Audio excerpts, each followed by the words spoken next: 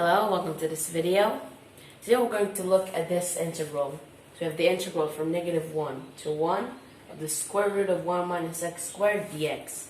And we're going to look at two solutions, an algebraic one and a geometric one. So let's begin with the algebraic one. So here we need to make a trigonometric substitution. And because we have a square root of 1 minus x squared, it would be very easy and simple to substitute that x is sine theta. And then that will mean that dx is cosine theta cosine theta d theta. And then when we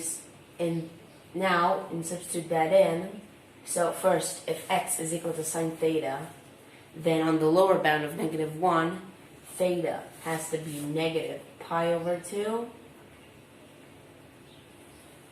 And on the upper bound of 1, theta will have to be pi over 2 for sine theta to equal 1. And now in the integral itself, we have square root of 1 minus sine squared theta times dx, which is cosine theta d theta.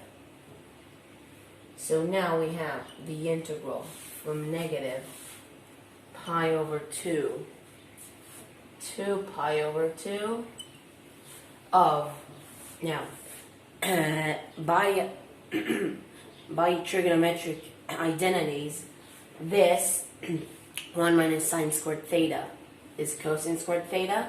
Square root of that gives you cosine theta, which is this square root, times cosine theta, which came from the dx, and then this d theta. And then we get here the integral from negative pi over 2 to pi over 2 of cosine squared theta d theta. Now we will use the double angle identity, which states that cosine of 2 theta is equal to 2 cosine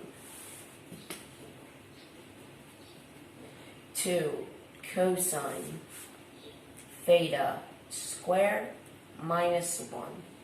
And then with a little bit of algebra, we get that this square root, the cosine of theta squared is simply cosine 2 theta plus 1 divided by 2.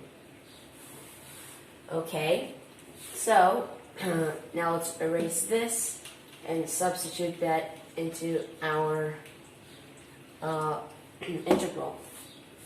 So we have now the integral from negative pi over 2 pi over 2 of 1 plus cosine 2 theta, that divided by 2 d theta.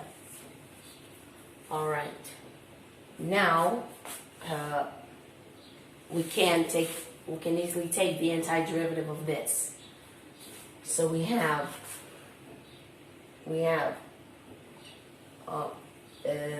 theta plus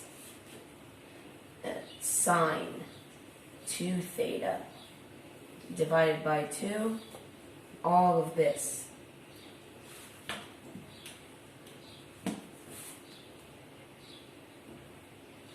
All of this divided by 2, and that ranges from negative pi over 2 to pi over 2. And now let's substitute each one in. So when substituting pi over 2, we get, in the sine part, we get sine of pi divided by 2, which is 0. And in the theta, we simply get pi divided by 2 divided by 2, which is pi over 4. And then that's minus, we're substituting negative pi over 2 in the sine part. We get sine of negative pi divided by 2, which is again 0. And in theta part, we get negative pi over 4. So this is minus negative pi over 4.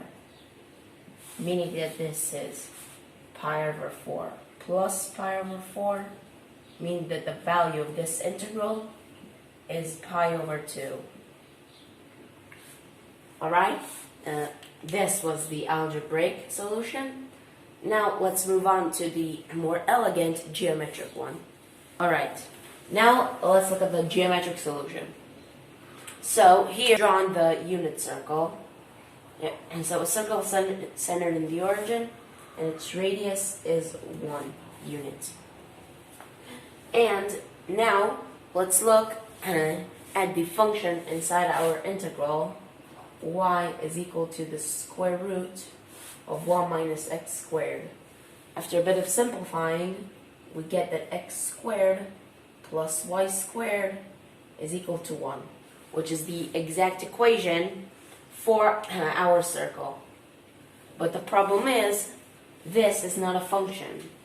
A circle is not a function, but here we do have a function. So, what's the problem here? Well, we have y is equal to the square root of something, meaning that y has to be positive. And if y has to be positive, we're only looking at the upper part of our unit circle. So we can ignore all of this and just focus on the top part, which is a function.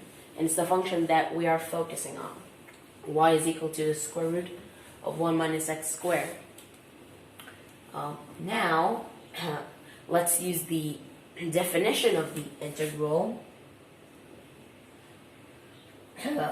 to calculate this integral, the square root of 1 minus x squared. The definition of this is the area of this bounded by the function and the x-axis between those values. And because this is the unit circle, we know that the x here is negative 1 and the x here is 1. Meaning that we're looking at the area bounded by the function and the x-axis between negative 1 and 1. Which gives us that this area is the value of our integral.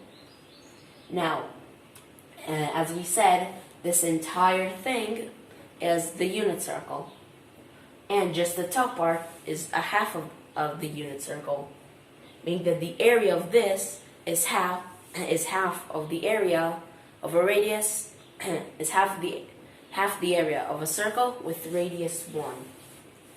Meaning that this is half of pi times the radius squared, which is 1 squared. Now, 1 squared is obviously 1, so that gives us pi over 2.